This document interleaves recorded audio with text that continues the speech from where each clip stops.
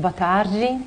Nós estamos recebendo hoje aqui o professor Dermival Saviani, professor emérito da Unicamp, pesquisador emérito do CNPq, um intelectual com uma vasta carreira consagrada aos estudos e às aulas e aos assuntos educacionais.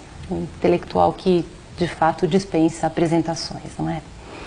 Mas o fato é que o professor está aqui hoje na Universidade Federal de Uberlândia, participando de um evento grande, o primeiro Seminário Internacional do STED-BR, o quarto Seminário Internacional Desafios do Trabalho e Educação no Século XXI, 11º Seminário Nacional do STED-BR, e ele gentilmente abriu um espaço na agenda concorridíssima no dia de hoje. Hoje à noite ele vai fazer a conferência de abertura do evento, não é?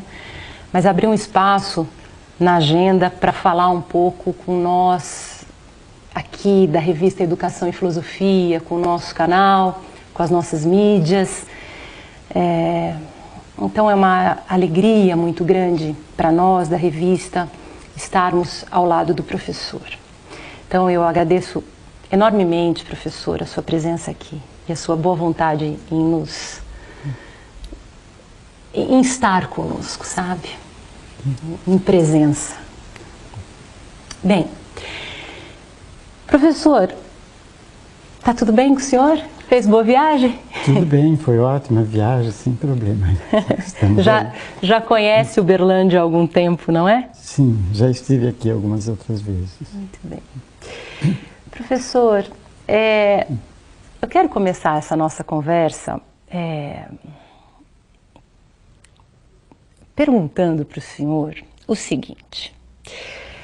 O senhor tem tantos anos de pesquisa, uma trajetória tão bonita como professor, como pesquisador da educação, mas eu tenho uma curiosidade.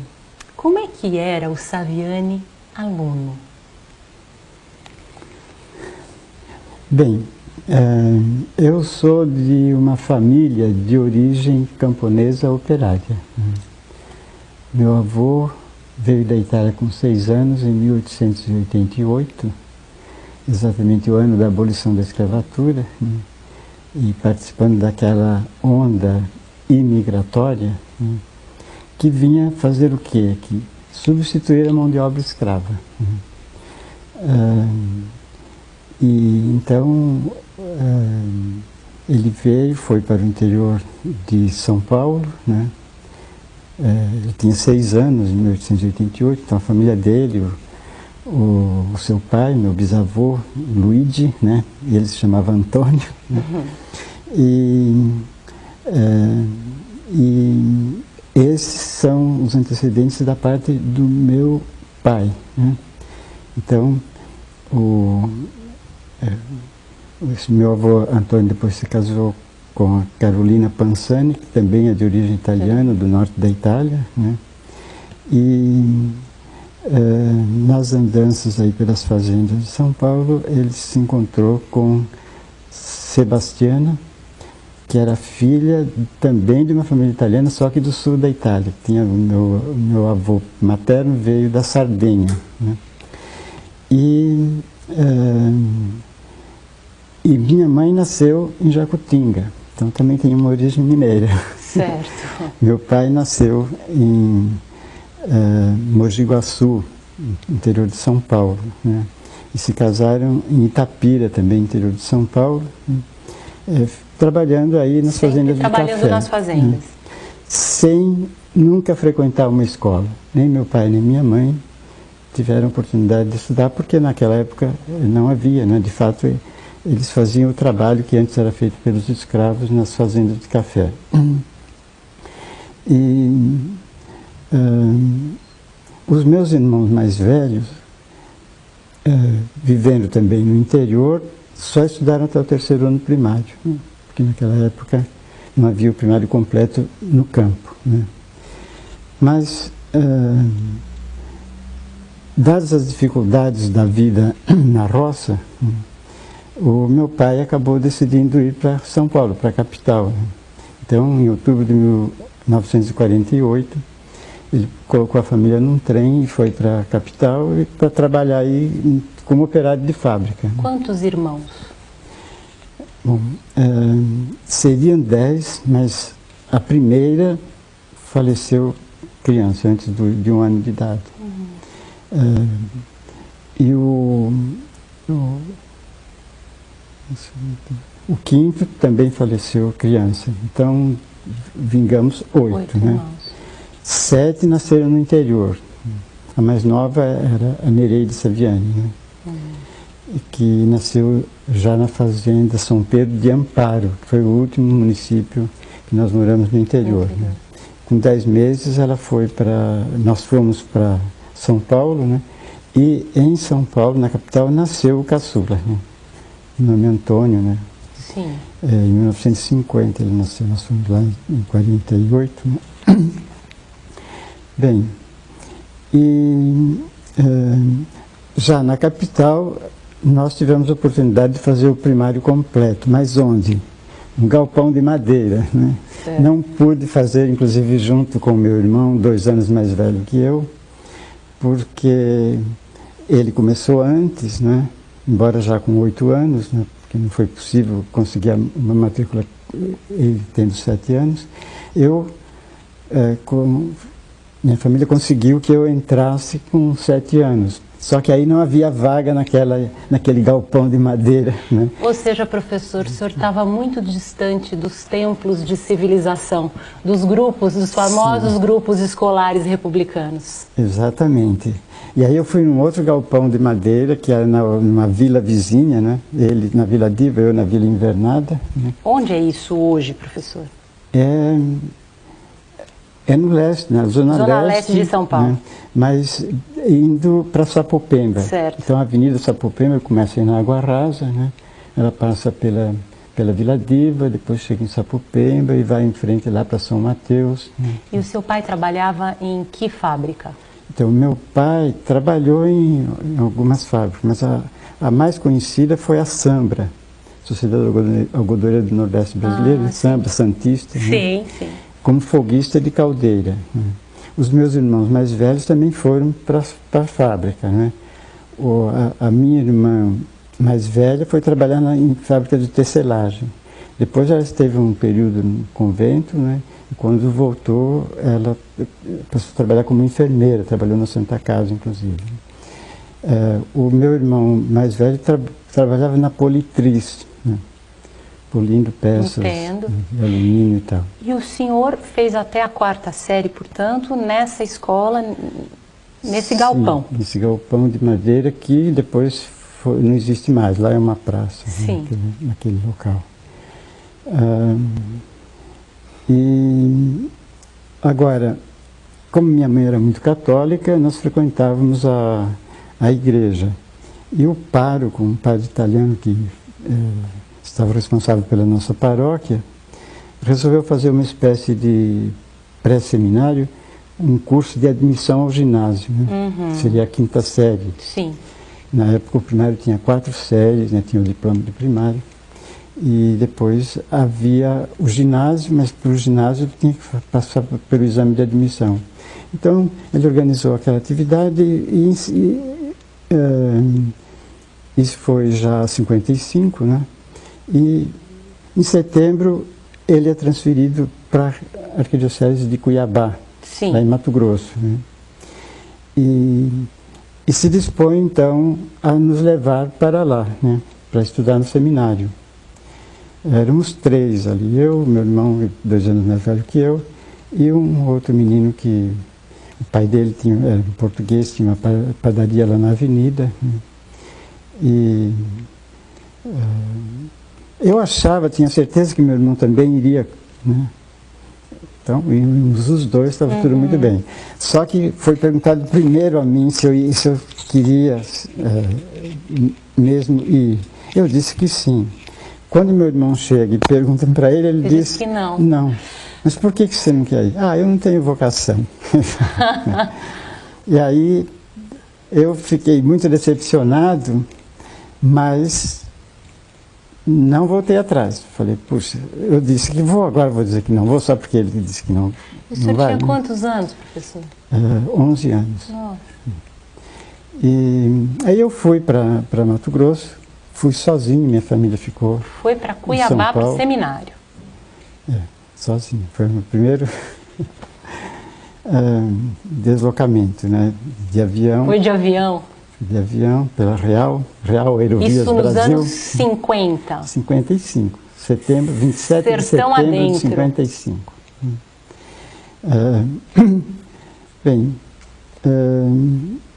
isto por quê? Porque nós não tínhamos condições de sustentar. Minha família não podia me sustentar na escola. Né? As dificuldades eram muitas. Né? O menino, que era filho daquele dono da padaria, ele foi também para o seminário, mas o pai dele falou, tudo bem, se ele quer ir para o seminário, vai, mas não para Mato Grosso, vai aqui. E foi estudar no seminário da Arquidiocese de São Paulo, lá que era em São Roque. Né? Agora, eu ou iria para lá ou não poderia ir. E esse era o drama da minha mãe, né? Porque ela chorava. Eu falei, mas por que você não? Porque você vai embora. Eu falei, não vou então, não preciso ir. Eu já estava meio abalado. Claro, não iria. Eu falei, não preciso ir, eu fico aqui. Não, mas depois você vai dizer, puxa, eu podia ter estudado, mas... porque a minha mãe não... E eu falei para ele, que nada, não vou pensar nada disso, eu fico, pronto. Mas ela tinha um outro argumento, que esse ela não tinha como não levar em conta, né? É que ela era muito católica e achava que era um chamado de Deus. Sim. E como ela ia contrariar a vontade de Deus, né?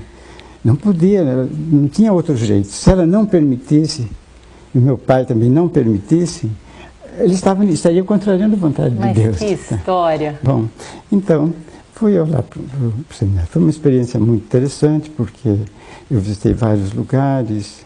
Nós tínhamos a quinta-feira livre para passeios porque lá funcionava segundo aquele esquema dos colégios católicos da Europa, né? Segunda, terça e quarta, sexta e sábado. Quinta era atividades livres, né? E uma vez por mês, essa quinta-feira livre era o dia inteiro passeio externo. A gente subia na carroceria de um caminhão e ia 7 léguas para Santo Antônio do Leverger. Outra vez 7 léguas na outra direção para Guia, né? 14 léguas para Corizal, já em direção a Diamantino, Alto Paraguai, né? Que havia as colônias indígenas. Passei férias em Sangradouro, que era uma colônia, uma missão salesiana com os índios, né? Que experiência! As primeiras férias, logo que eu tinha ido para lá, eram os índios Bororos, né? 3 anos depois a gente voltou para lá e aí já havia índios Chavantes também, né? E nós interagíamos, né? Comentávamos tentava falar alguma palavra em Chavante e explicava para ele alguma palavra em português. Né? Mas veja que experiência, o senhor tem uma história no interior do estado de São Paulo, né? A cafeicultura no interior do estado de São Paulo, depois essa história na capital, e aí agora de repente está no Mato Grosso, num seminário, interagindo com os índios às quintas-feiras. Não todas as quintas, né? Nessas espécies de excursões, né? Sim. O senhor era estudioso, professor? Bom, então, aí é que está. Eu, até no meu memorial de professor titular, eu dizia que no primário eu fui um aluno sem maiores evidências, né? Não tive nenhum problema, fui aprovado normalmente, certo? Mas sem grande destaque. No seminário, eu fui sempre, havia um boletim, né? E eu fui sempre no primeiro lugar, né, na classe. Mas era um aluno estudioso, cumpria as tarefas, havia uma sistemática, e esse é um ponto que eu já contei outras vezes, acho que vale a pena reiterar, é que no seminário nós tínhamos as aulas na parte da manhã, né? 4 aulas, começava às 8, eram aulas de 45 minutos, havia um intervalo de 15 minutos, e a quarta aula terminava, era um ginásio, né? A quarta aula terminava às 11h30. 11h30 almoço, aí meio-dia jogos livres, né? Jogos com bola em geral, depois do almoço. 1h salão de estudos, né? Em silêncio, estudando os temas das aulas da manhã, né? Então, durante o período letivo, a gente tinha na carteira, né, o material da aula, cadernos e os livros de cada disciplina, né, que a gente tinha que estudar e fazer as lições que eram aplicadas pelos professores na parte da manhã, né. Da 1h às 2h30. 2h30, merenda, depois da merenda, jogos livres, enquanto os estudantes se revezavam no banho, né, até 3h30. 3h30 até 5h30, mais 2 horas, salão de estudos em silêncio, estudando, né. 5h30 jantar, 6 horas recreio, até às 7, 7 bênção do Santíssimo, 7h30 salão de estudos de novo, até 9 horas. Agora você soma 1h30, mais 1h30, 3 horas, mais 2 horas, 5 horas. Para 4 aulas, né, 3h30 de aula de manhã, 5 horas de estudo. Não havia orientação, né. A orientação era da manhã, nas aulas. E, bom, aprendíamos, né? Não havia propriamente problema de reprovação. Se houvesse um outro caso, aí se prestava atenção maior a esses casos. Mas a regra era, todo mundo ia aprovando. Então, eu me recordo disso quando se fala aqui em educação em tempo integral, né? Aí cria-se educação em tempo integral, você tem, se atribuem as aulas num período, né? Digamos no período da manhã, e no período da tarde, aí coloca-se uma porção de atividades, atividades físicas, jogos, artísticas, tal, desconectadas daquilo que se viu de manhã. Certo? Aí no final da tarde, depois de 7 ou 8 horas na escola, vai para casa, certo? E aí tem que fazer lição, aí está cansado, tem que fazer as lições, porque lição de casa. Então, na verdade, a escola sempre foi de tempo integral, né? Porque havia o tempo das aulas e o tempo da lição de casa, né? Tanto é que isso já virou um dado de senso comum. Fez a lição de casa, não fez a lição de casa, se aplica até para os políticos. O governador tal não fez a lição de casa, o prefeito tal não fez a lição de casa, aquele outro fez a lição de casa. Então, portanto, era em tempo integral. Agora, qual é a diferença? Quando a escola era destinada às elites, às camadas médias, né,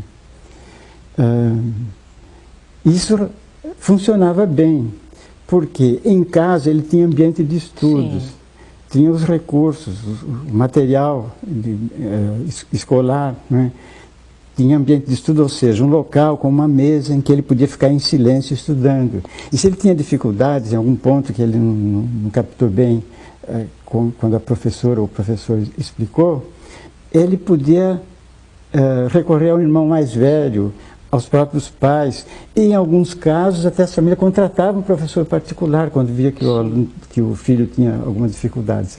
Bom, então funcionava muito bem, era uma escola de tempo integral, metade na escola, na sala de aula e metade em casa, né? Agora, quando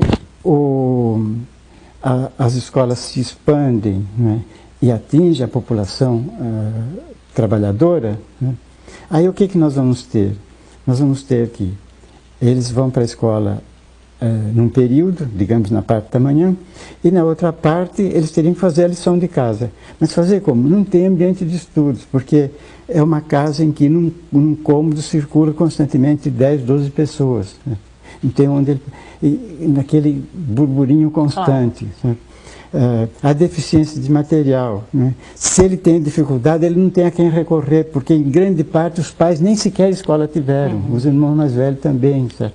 Que foi o meu caso, por exemplo, né? Então, se se coloca uma escola de tempo integral, em que à tarde ele fica fazendo outras coisas, chega à noite, ele vai chegar em casa sem ambiente de estudo, sem a quem recorrer para auxiliá-lo, e estafado, porque já ficou 7 ou 8 horas como uma Ou seja, professor, isso em lugar de ajudar, atrapalha. Atrapalha. Agora, se se fizesse escola em tempo integral, naquilo que eu venho insistindo, em que os professores também estão em tempo integral, numa única escola, essa história do professor táxi tinha que desaparecer, né? Numa única escola, sendo que os professores teriam os horários das aulas e os horários para as outras atividades, entre as quais orientação dos alunos que têm mais dificuldade, né? No ambiente de estudo daquela problemática que é trabalhada nas aulas. Né? Que é um pouco a realidade que nós temos, mal ou bem, na universidade. O professor de universidade. Sim. Sim, 40 horas de dedicação exclusiva. Ele se dedica às aulas, à pesquisa, à orientação, ele está na universidade. Então, se cada professor tivesse, como o senhor, eu apresento o senhor hoje como professor emérito da Unicamp, eu me apresento como professora da Universidade Federal de Berlândia, se cada professor se apresentasse como professor da sua escola. Sim. E isto nós conseguimos, embora não é generalizado, nas universidades públicas, né? Porque nas particulares você tem também aquele negócio de hora-aula, né? E ele tem que circular aí por várias... Professor, mas e aí o senhor sai do seminário e vai para São Paulo e lá o senhor faz curso de filosofia ou não? Pelo que eu me lembro, eu acho que o senhor fez o curso de filosofia no interior do estado de São Paulo, não é? Não, aí é o seguinte,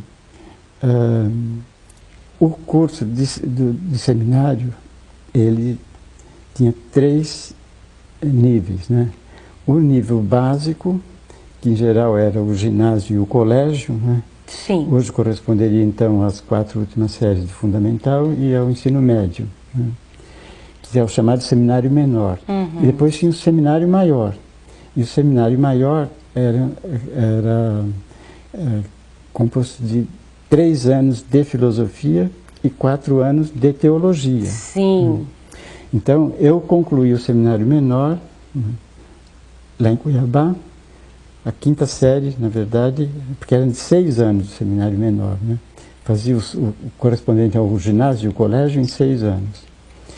A 5ª série, seria o primeiro colegial, eu fiz em Campo Grande, no seminário de Campo Grande. Depois eu voltei para Cuiabá e fiz a última série lá.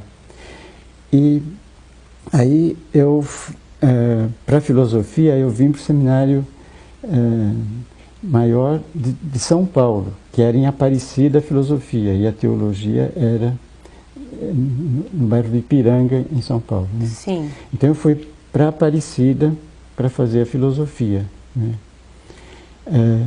Lá eu fiz o primeiro ano e na passagem do primeiro para o segundo houve um acordo entre o seminário maior de filosofia da Arquidiocese de São Paulo com a Faculdade Salesiana de Filosofia e Ciências e Letras de Lorena. Lorena é um município alguns quilômetros à frente, pela Via Dutra, Sim. de Aparecida, né? E então aí decidiu-se o seguinte: quem prestasse vestibular em Lorena e fosse aprovado, o curso de filosofia do seminário funcionaria como uma espécie de secção da Faculdade de Filosofia de Lorena. Certo. Então, eu fiz esse vestibular, fui aprovado, e, portanto, o meu segundo ano de filosofia do seminário, né, foi o primeiro ano de filosofia da faculdade. Entendo, né? Entendo. E eu saí no final desse segundo ano do seminário, né, e aí eu consegui transferência para a PUC de São Paulo. A minha família morava em São Paulo, né, e então aí eu fui matriculado no segundo ano de filosofia da PUC de São Paulo. Tá?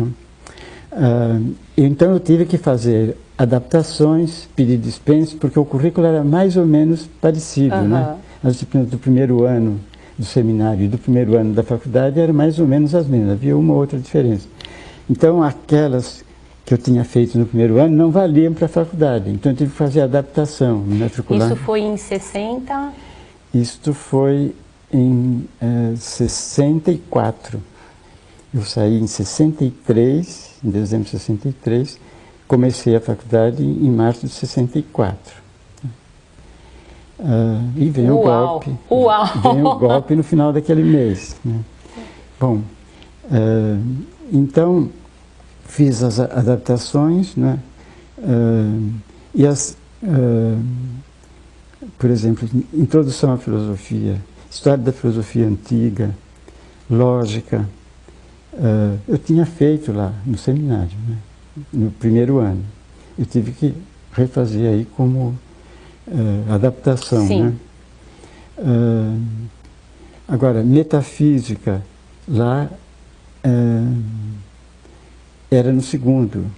Então, aqui também era no segundo. Então, eu tive que fazer. Até eu me lembro dessas duas, porque as duas eram ministradas pelo professor Van Acker, Leonardo Van Acker, lógica e metafísica. E essas duas disciplinas, né?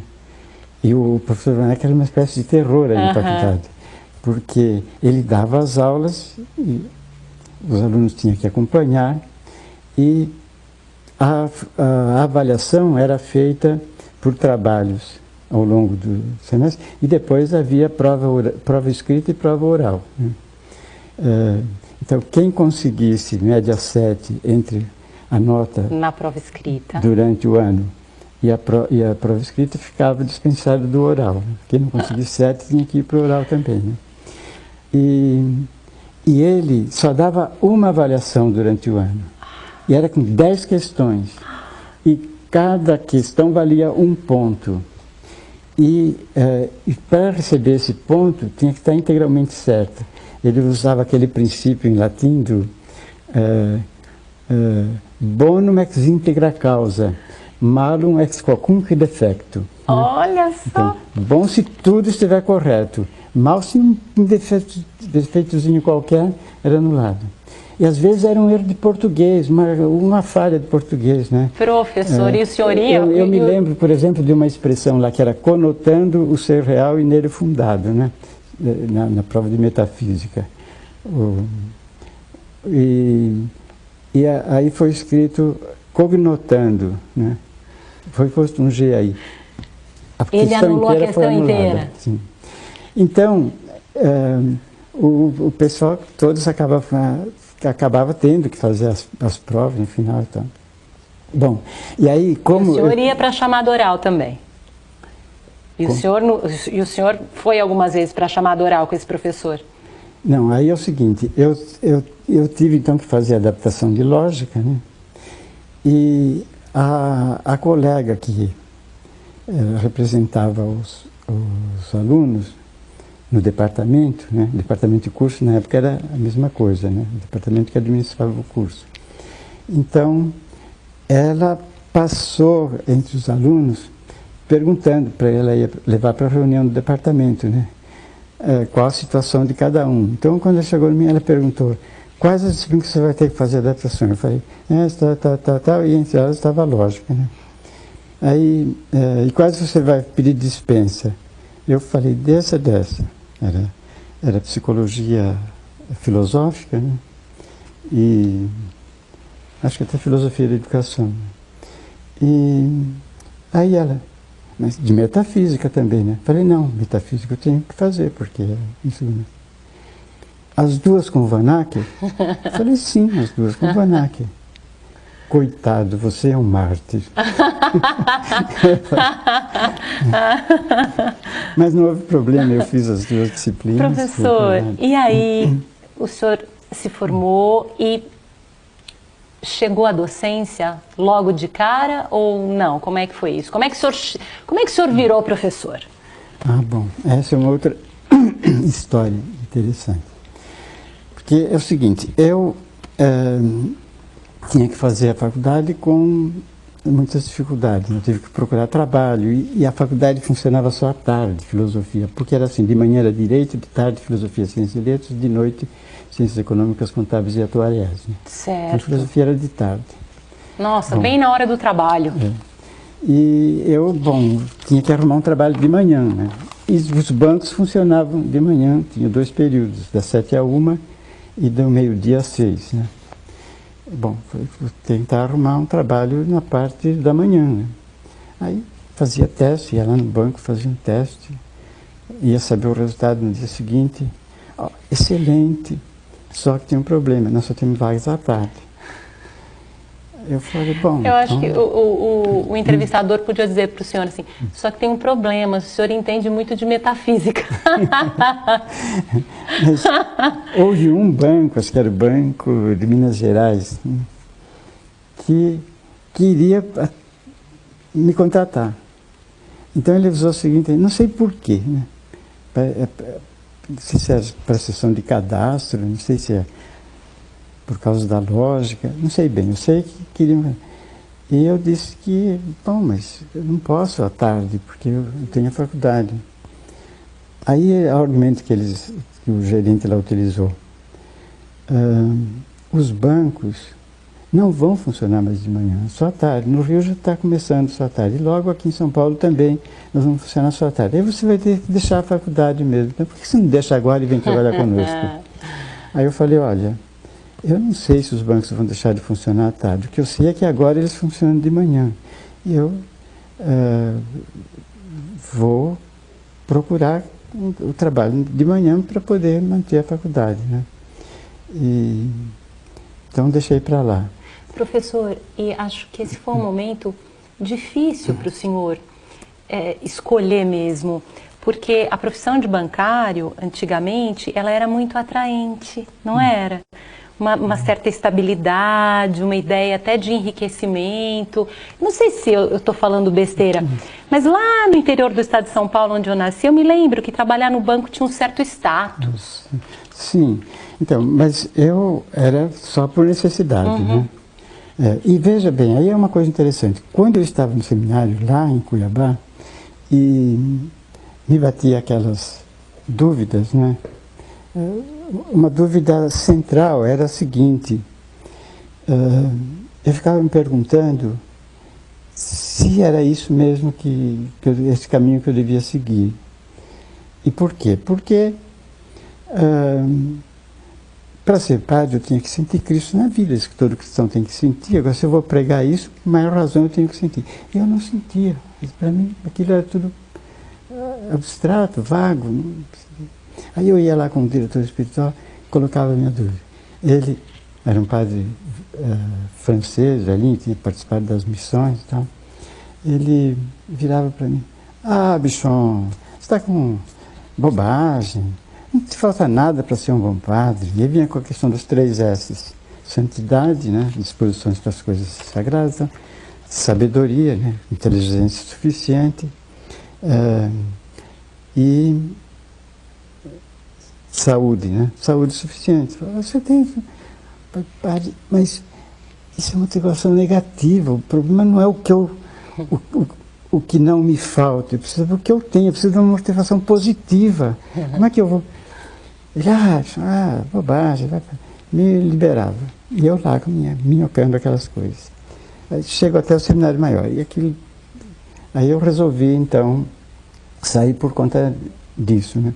Mas quando eu pensava em sair, se eu sair, o que eu vou fazer? Jamais passava pela minha cabeça de fazer faculdade, fazer ensino superior. Eu me via com a marmita debaixo do braço e indo para a fábrica. Certo. Que era isso que meus irmãos mais velhos faziam todo dia de manhã. A minha mãe chamava a gente para ir para a escola e chamava, antes já tinha chamado, eles iam bem mais cedo, até tinha que pegar a condução e tudo, e entrar às 7. E preparava antes as marmitas, né, à noite, deixava prontinho, aí eles pegavam a marmita e ia pegar o ônibus para o trabalho. Né? Era isso que eu imaginava. Agora, só que quando eu saí, eu já estava na faculdade por conta do vestibular que tinha prestado. E a minha cabeça agora já era outra. Agora o meu raciocínio era, por que pobre não pode fazer faculdade? Eu vou mostrar que pode sim. E, portanto, para mim era uma questão de honra. Eu tinha que continuar a faculdade. Não ia deixar por causa do banco, não. E no final eu consegui um emprego no banco também usando um certo estratagema, né? Porque eu fiz aí o teste no Banco Bandeirantes, né? Era o gerente da seção de câmbio que estava precisando de funcionário. E aí a mesma coisa, mas é para tarde. Eu falei, mas espera aí, por que eu não posso fazer de manhã isso que eu faria à tarde? O serviço da tarde. Era maio já, né? Eu estava meio desesperado. Como é que vai passando o tempo e eu tinha uma parte da faculdade, tinha conseguido uma bolsa parcial, mas tinha que pagar parte da faculdade e queria ajudar em casa, porque a família precisava. E aí eu falei, eu posso fazer isso que faria à tarde, da parte da manhã. E depois seria por pouco tempo, pelo menos por 2 meses, maio, junho, né? Maio já estava entrado, né? Porque depois vem as férias, e nas férias eu posso trabalhar à tarde, né? E aí eu vou ver se eu consigo uma transferência de horário no segundo semestre, né?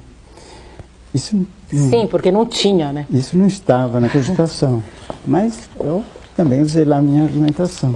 Aí ele falou, era quinta-feira, ele falou, tá bom, então segunda-feira às 7 horas você vem aqui e começa o trabalho. Bom, então segunda-feira eu comecei o meu trabalho, era salário mínimo no Banco Bandeirantes. Bom, mas tinha tanto serviço que passou maio, passou junho, chegou em julho, o rapaz da tarde tirou férias e eu fazia hora extra para cobrir o horário dele. Então eu trabalhava de manhã e de tarde, como não tinha aula, eu estava de férias, eu trabalhava até umas 8 da noite. No balanço em janeiro, né? Aí era até meia-noite. Fazia hora extra, porque eu precisava. Claro, também, né? Fazer caixa. Então em julho foi assim. E chega agosto, né? O rapaz da tarde volta, eu continuo no meu horário de manhã e nunca veio me perguntar, mas você disse que você podia mudar para tarde? Não, tinha tanto serviço que... Aí os 2 meses se alongaram. Aí eu continuei, só que aí tinha o problema do salário, né? Aí veio o concurso do Banco do Estado, Banespa, né? Aí eu fiz o concurso do Banco do Estado, fui aprovado em 2 de dezembro de 65, isso era 64, né? Que eu entrei no Bandeirantes em maio. Em 2 de dezembro de 65, aí eu comecei no Banespa, aí tinha carreira, eu entrei como escriturário de letra L, tive a sorte de ter uma promoção, porque era promoção automática 1 ano depois, com a da letra L para J. Depois, aí a cada 2 anos, até H, tinha promoção automática, depois aí era só por mérito, né? Aí aconteceu que em 66 o banco fez 40 anos, e para comemorar os 40 anos ele deu uma promoção automática, em novembro. Então eu passei de letra L para J em novembro, em dezembro, né, eu passei para H. Então eu fiz... Aí estava bom demais. Eu fiz em Estava muito ano, melhor do que né, esperado, né? Eu fiz em 1 ano aquilo que iria demorar 3, né? Mas aí já era 60, aí já entrou 67, né? E eu me formei em 66. Bom, tudo isso para dizer o quê? Para dizer que com essas necessidades todas, eu pensei, bom, o que eu vou fazer com a filosofia, né? Oportunidade de trabalho, havia cursos mais promissores na época. E o que, que a filosofia fez comigo? Havia cursos mais promissores na época, mas eu pensei, será que eu passo para um outro curso? E no final eu decidi, não, eu vou fazer filosofia e ficar com a filosofia. Nem que seja para morrer de fome, mas eu vou ficar com a filosofia. Mas vou verificar em que área que eu vou me especializar da filosofia. E essa área já estava pintando aí a partir do 2º ano, início do 3º, como sendo a educação, né? Certo. Inclusive eu recebi no início de 65, quando estava no 3º ano, uma proposta, um convite assim, hipotético ainda, né? Porque como a universidade estava em processo, a faculdade, né, de Filosofia, Ciências e Letras estava no processo de reforma, né? O diretor, o secretário da faculdade, para ela se atualizar, né? Porque era uma faculdade muito tradicional, né? Ainda com resquícios medievais da Igreja Católica e tal. E ela estava querendo se atualizar, estava em processo de reformas, né? E então o secretário da faculdade me chamou para expor um projeto que estava sendo pensado de um curso de especialização, seria hoje o Lato Sensu, né? Na época ainda não tinha pós-graduação, mas seria um curso de especialização com a duração de 2 anos sobre educação internacional. E esse curso seria feito da Católica de São Paulo em convênio com a Católica de Washington. Sim. Desse curso participariam 10 alunos, 5 brasileiros e 5 americanos, selecionados segundo as áreas básicas das ciências humanas, né? Então seria das ciências sociais, da história, da pedagogia, da filosofia e da psicologia, né? Então seria 1 ano nos Estados Unidos, 1 ano aqui, né? Esses 10 alunos, 2 anos. E ele me expôs esse plano e disse: para a filosofia nós estávamos pensando em você. Aí eu falei: olha, eu vou pensar no assunto, não sei se eu tenho condições, né? Se eu vou ter condições de atender a esse projeto ambicioso, né? Mas, em princípio, me interessaria, mas eu vou pensar no assunto. Foi. Aí, passando, eu terminei o terceiro ano, tinha feito, no terceiro ano, todas as disciplinas possíveis de serem feitas no terceiro, porque eu queria começar a lecionar no 4º ano, no ensino médio, porque na época havia necessidade de professores, então os estudantes, já de modo especial do 3º e 4º ano, já eram convocados, já abria aulas vagas que a gente ocupava, né?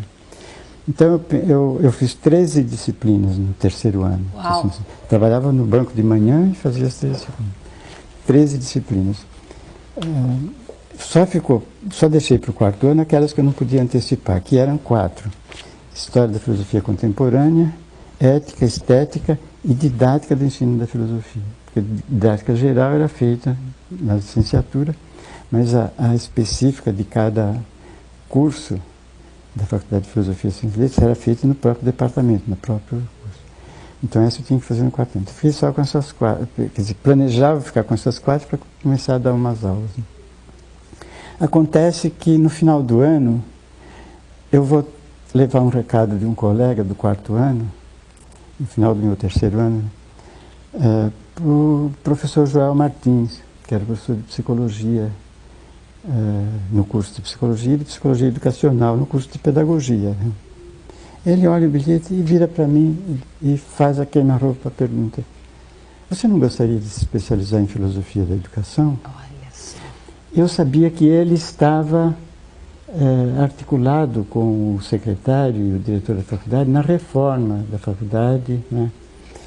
E então eu pensei que se tratava da mesma coisa. Falei para ele: como não, professor? O Nagamine, que era o secretário, já me falou a respeito e eu fiquei de pensar e estou tendendo a aceitar. Aí ele: é que quem está dando filosofia da educação no 3º ano do curso de pedagogia é um americano, o professor Stanley Krauss. Em julho termina o contrato dele, ele volta para os Estados Unidos, a cadeira vai vagar e você já podia começar. Olha só. Aí eu falei: professor, então a questão é muito mais séria do que eu estava pensando. Vamos conversar com o Nagamine para ver como é que fica. Os cursos eram anuais, né, na época. O semestral veio com a reforma universitária de 68, né? Então lá era anual. Então, o curso começava em março e terminava lá no início de dezembro. Esse professor ia sair, ia vagar, teria que ver uma forma de cobrir, né? Compreensível que ele ia sair porque o calendário lá é diferente, né? Em julho termina o período letivo, em setembro começa lá, né? Aí nós descemos a escada e ele expôs a ideia dele para o Nagamine, E o Nagamine falou, mas eu acho que ele tem condições também de participar daquele outro projeto. Aí o Joel falou para ele, bom, então deixa para lá. Ele falou, não, uma coisa não exclui a outra. Vai dando trabalho para ele já. Ótimo. Né? E aí então, no 4º ano, havia uma prática de organizar opção especial, né? Com disciplinas em torno de uma temática específica. E o 4º ano de pedagogia foi organizado em 66 sobre o tema problemas especiais de educação. Então, havia 8 disciplinas, né? Uma que era metodologia científica, estatística, que eram instrumentais, depois problemas psicológicos da educação, problemas sociológicos da educação, problemas políticos da educação, problemas econômicos da educação, problemas filosóficos da educação. Bom, se eu vou entrar por essa área, eu preciso ir me aprimorando, né? Então eu me matriculei nessa opção. Em o quê? Em filosóficos da educação? Não, era um conjunto. Era um conjunto. Era uma opção, problemas especiais de educação. Entendi, havia 8 com essas disciplinas. 8. Entendi. Então, você vê a minha situação. Eu estava com 13 no 3º ano. E agora eu fazer só 4 para começar a lecionar, agora estou com 8. E esse monte de problema. E essa perspectiva de já trabalhar na disciplina no 2º semestre. Sim. Bom, então eu falei, vou postergar. E o Banespa? De manhã, no Banespa. Eu falei, vou postergar a questão do ensino no nível médio, né? E aí o professor Joel, que estava na transição do behaviorismo para a psicologia fenomenológica, né? Então estava estudando a fenomenologia, por isso o interesse dele pela filosofia também. Ele me indicou umas leituras, quando ele falou, vai dando trabalho para ele me indicou umas leituras, Russell, né? Merleau-Ponty, e um livro do Dilthey, né? Fundamentos de um Sistema de Pedagogia. Tá bom, eu tinha aquelas leituras, tinha as 8 disciplinas e o banco de manhã. E o Banespa. Né? Aí passaram assim, alguns dias lá, umas semanas, acho que fim de abril por aí, encontro de novo o professor Joel e ele falou, como é que vão as leituras? Eu falei, devagar, né, professor? Porque o senhor há de convir que fazendo 4º ano de filosofia, essa opção do 4º ano de pedagogia e trabalhando no banco de manhã, sobra poucos momentos para eu fazer leituras extras, né? Mas às vezes me ocorre como eu daria um curso de filosofia da educação. Eu falo, isso é importante, põe no papel e me mostra. Aí eu datilografei um plano e mostrei para ele. Ele leu aquilo e ficou entusiasmado. Eu nunca tinha visto um plano daquele jeito, então. E nunca mais me perguntou como iam as leituras. Em julho a cadeira vagou. Ele propôs no departamento de pedagogia, do qual ele fazia parte, assumir interinamente para completar aquele ano, e o departamento estudaria depois o convite a um professor que viesse assumir definitivamente. Né? Eram 4 aulas semanais. Ele assumiu e me indicou como monitor, né? E aí ele me falou o seguinte, olha, eu vou usar essas 2 aulas, que eram 2 aulas deslocadas, para orientação de leitura. E você fica com as outras 2 aulas, que eram 2 aulas em sequência. Né? Eu falei, tá bom, professor, mas o que eu vou fazer nessas 2 aulas? Ele falou, vai desenvolvendo o seu plano. E fui lá eu, trabalhei com eles, e os alunos gostaram. Falaram, agora sim nós temos um professor que entende de filosofia. Eu acho que o americano é assim, meio pragmático. Bom, enfim, o trabalho se desenvolveu, né? E aí eu me formei, aí foi convidado para a cadeira de filosofia da educação, Casimiro dos Reis Filho. Sim. Conheceu, né? Claro. Que era lá de Rio Preto, tinha sido mandado embora por causa da Revolução, né? Ele, Mauro Stratenberg, aquele que está na França agora, meu Deus, o Michel Love, né?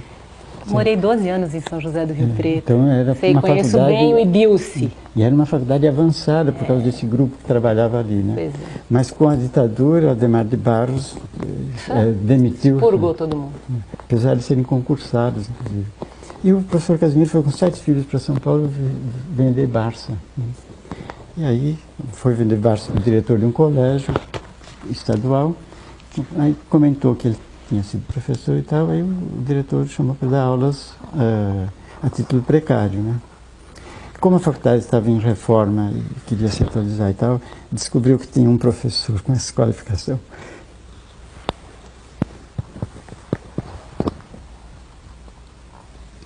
Então chamou, né? E ele então veio e eu fui indicado assistente da cadeira. Sim. Né? Uma situação meio também, o assistente já estava antes ali. Então. Mas aí nós conversamos, a disciplina foi dividida em duas, né? Era uma só, 4 aulas semanais, no terceiro ano. Foi dividida em duas, Fundamentos Filosóficos da Educação no segundo ano, com 2 aulas, e Filosofia da Educação no terceiro ano com 3 aulas. Né? E aí, conversando com ele, decidimos o seguinte: ele ficou com Filosofia da Educação no terceiro ano, eu fiquei com Fundamentos Filosóficos da Educação no segundo ano. Perguntei para ele o que você acha bom desenvolver como preparação para filosofia. Ele trabalha com eles a filosofia contemporânea. E aí eu fiz um programa de filosofia, trabalhei com eles, mas aí no ano seguinte veio a reforma da universidade, né? E o curso que era só uma turma à tarde, né? Curso de pedagogia, passou a ter 3 turmas de manhã, 2 turmas de manhã, 1 à tarde e 3 à noite. As aulas se ampliaram e o professor Casimiro, como a área dele básica era História da Educação, né? Ele aí assumiu as Histórias da Educação e eu fiquei com a Filosofia. A filosofia para o senhor. Aí eu fiquei o professor responsável pela cadeira de Filosofia da Educação. Tá? Então, foi assim. E quando eu comecei, então, aí como professor da universidade, aí, professor assistente, né? Aí eu chego lá para as aulas no início de março, a secretaria me chama. Olha, professor, a gente precisa do programa de Filosofia da Educação, porque o curso está em processo de revalidação, como é que era? Reconhecimento. Tinha autorizado a funcionar, mas agora tinha o momento do reconhecimento. Né? Então o MEC está exigindo a documentação, tem que mandar o programa de disciplinas, e nós precisamos do programa de Filosofia da Educação. Eu falei, bom, mas o professor era o Joel, né? O programa do ano anterior. Era o Joel, sim, pedi para ele. Não, nós já pedimos para ele, mas ele disse que era para pedir para você. Então deixa eu conversar com ele. Ele disse, ele estava lá no porão começando a pós-graduação. Eu falei, professor, eles estão pedindo o programa. Manda o seu plano. E lá foi o meu plano para o MEC. Foi assim que eu comecei. Né? E assim o senhor foi se cumprindo, não é, professor? Pois é, então agora aí, como eu tinha ingressado como professor de nível superior, aí o professor Joel falou, agora é bom fazer a pós-graduação. Né? Estava começando, era 67, né? Não tinha saído o parecer que conceitou a pós-graduação, o 977 de 1965, né?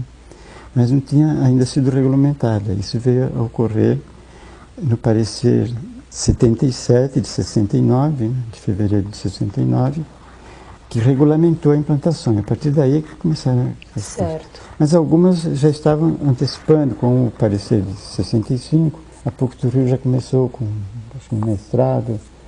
Em São Paulo também a PUC já estava fazendo em Psicologia da Educação, que o Joel que estava organizando, em Ciências Sociais, em Linguística. Né?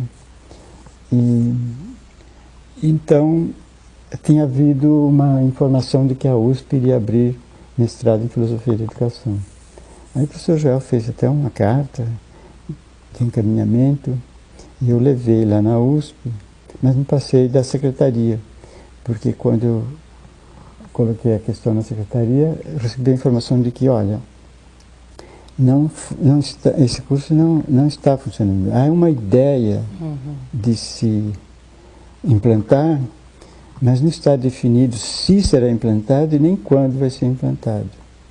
Aí eu voltei, relatei para o professor Joel, a situação é essa. Então se escreve aqui mesmo. Certo. Que era o doutorado direto, né? Que era o que existia antes, inclusive na Europa. Sim. Na Europa não tinha pós-graduação regulamentarista, é coisa que surgiu nos Estados Unidos. E aí eu me inscrevi em fevereiro de 68 para o doutorado e comecei a desenvolver o projeto do doutorado, que resultou no conceito de sistema na lei de diretrizes e bases, né? Que depois foi publicado em livro, Educação Brasileira e Estudo do Sistema. Defendi em 71, né? Então, mas aí eu já comecei, quando eu comecei, produzindo textos, né? Eu organizava, porque a minha ideia era, os alunos que vão se formar em filosofia da educação, eles têm que não apenas conhecer a filosofia dos outros, mas aprender a filosofar, né? E então, nesse sentido, se a filosofia é a reflexão sobre problemas, né, a filosofia da educação é a reflexão sobre os problemas da educação. Então, precisa trabalhar os problemas e pensá-los filosoficamente, e aí utilizar os recursos da filosofia. Então, eu organizava textos, que eu chamava de textos de leitura para seminários, né, e em que eu colocava dados da realidade educacional brasileira, contrapondo, né, e aí colocava questões para os alunos discutirem, organizava grupos e passava nos grupos para ver o grau em que eles estavam discutindo. Então, já comecei a partir daí, né, com esse espírito, né? E é nesse processo que eu fui desenvolvendo a tese de um lado, os textos para os trabalhos na disciplina, né? Aquela ideia de que um professor universitário não pode ser um mero repetidor, tem que ser também um criador, produzir, né? Teoricamente, né? Professor, e aí o senhor foi se aproximando da formulação do conceito de pedagogia histórico-crítica? Foi nesse momento? Veja,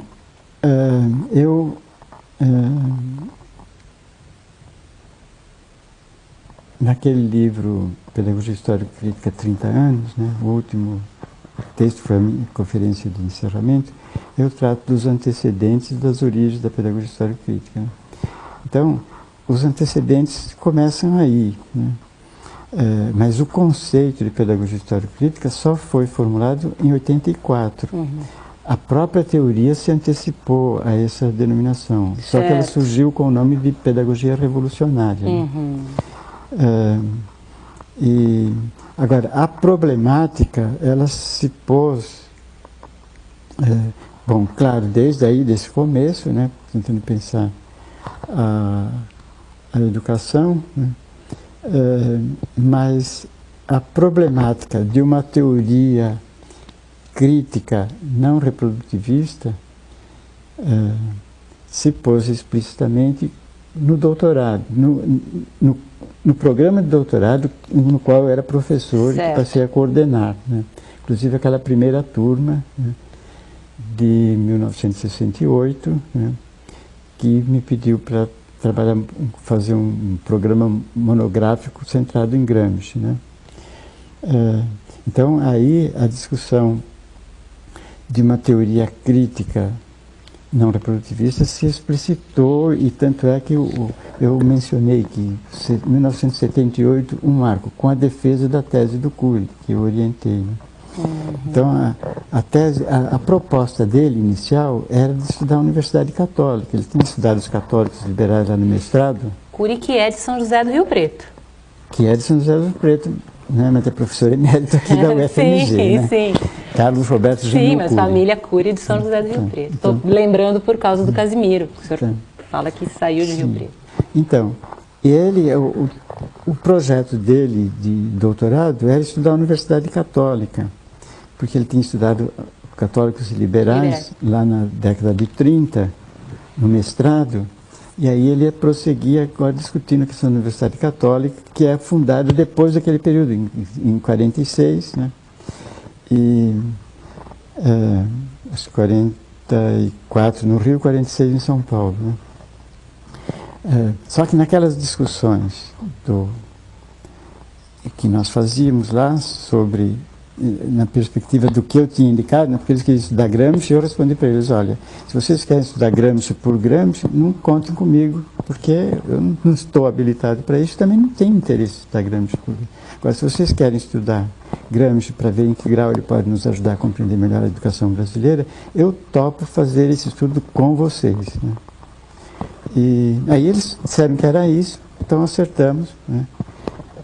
E aí coincidiu que eu tinha um convite da Paris 1 para um estágio. Eu utilizei minhas férias, fui para lá e aí fui reunindo todo o material que eu encontrava sobre Gramsci na França. Depois eu passei uma semana no Instituto Gramsci, em Roma. E quando eu voltei já estava mais bem apetrechado para conduzir a disciplina. Professor, que sorte para nós que a sua vocação, afinal, não se cumpriu lá no seminário de Cuiabá, não? Sim. Bom. Que se cumpriu na esfera pública, pensando educação e escrevendo e orientando, enfim.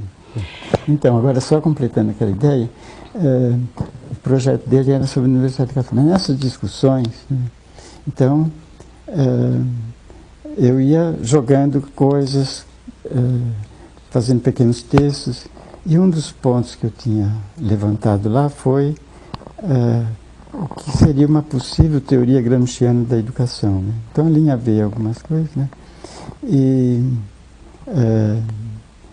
o Cury pegou aquilo, fez uma síntese e expôs para os colegas nas reuniões que nós tínhamos lá. E aí o pessoal caiu em cima dele dizendo: Cury, transforma isso na sua tese. A Universidade Católica pode esperar, mas isso aí tem que ser pesquisado. E aí ele construiu aquela tese de educação e contradição, né? Fundamentos para uma teoria crítica da educação, em que ele formula as categorias, né, da dialética, totalidade, contradição, mediação, reprodução, né, se contrapondo à perspectiva reprodutivista, né. Então, por isso que quando eu faço esse resumo dos antecedentes, do surgimento da pedagogia histórica, eu coloco 78 como um marco, mas a expressão não apareceu ali, né.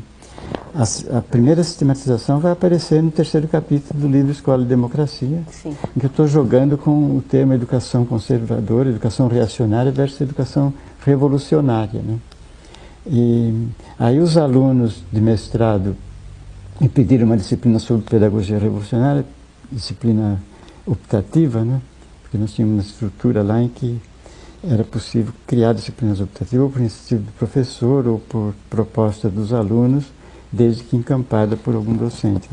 Então os alunos me pediram para organizar uma disciplina sobre pedagogia revolucionária. Aí que eu pensei, pedagogia revolucionária não é um bom título, porque, de um lado, toda pedagogia que se acredita inovadora vai se considerar revolucionária. De outro lado, pedagogia revolucionária pode ter diferentes orientações, né? E aí eu fiquei pensando em qual seria o enunciado que traduziria de forma mais adequada aquela proposta pedagógica que eu estava sistematizando, né? E aí é que então eu conheço a expressão pedagogia histórico-crítica para aquela disciplina, né? E adotei então já para a teoria, né? Tudo mais é história. Sim. Professor, hoje à noite o senhor vai dar conferência de abertura aqui no evento. Antes disso tem autógrafos, nós já estamos falando há algum tempo. Eu teria que... Nossa, é um prazer ouvir o senhor e são tantas questões que eu infelizmente não vou poder fazer. Por falta de tempo hábil. O senhor passa como um beija-flor hoje por aqui, né? e voa longe depois. Mas eu gostaria de encerrar, professor, esse nosso breve encontro, fazendo uma última pergunta para o senhor, que é a seguinte. O senhor está participando hoje aqui de um evento intitulado Educação e Mundo do Trabalho em Defesa da Escola Pública.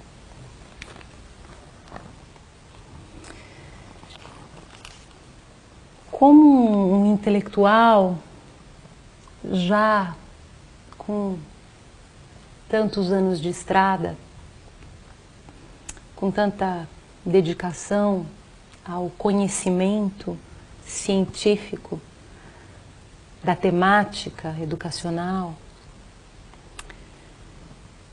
e em agosto de 2019, Brasil, agosto de 2019, eu pergunto para o senhor, dá para continuar lutando? Dá para continuar tendo esperança? Não só dá, como é imperioso. Se antes nós lutávamos na expectativa de avanços, agora a luta tem que ser muito mais tenaz para evitar retrocessos e retomar um processo de avanço. A luta já era dura, mas estamos conseguindo avançar. Se a gente pega, por exemplo, a questão da educação pública e dos recursos para a educação pública, que já defendíamos, os nossos predecessores já defendiam lá, na primeira LDB, recursos públicos exclusivamente para o ensino público. Não venceram integralmente, A Anísio Teixeira disse, meia vitória, mas vitória. Porque a abertura para transferência de recursos para as escolas privadas se manteve, naquela primeira LDB. Na Constituinte, continuamos lutando por isso. E também já pela ampliação dos recursos. A meta dos 10% já começava a aparecer ali na Constituinte. Aí na segunda LDB também, e no Plano Nacional de Educação, que aprovou 7%, mas o presidente vetou, então ficou sem meta orçamentária. Mas agora, no segundo Plano Nacional de Educação, pós-LDB,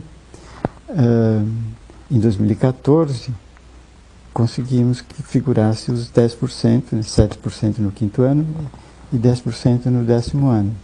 E aí, com a perspectiva de que esses recursos seriam viabilizados pela exploração do pré-sal.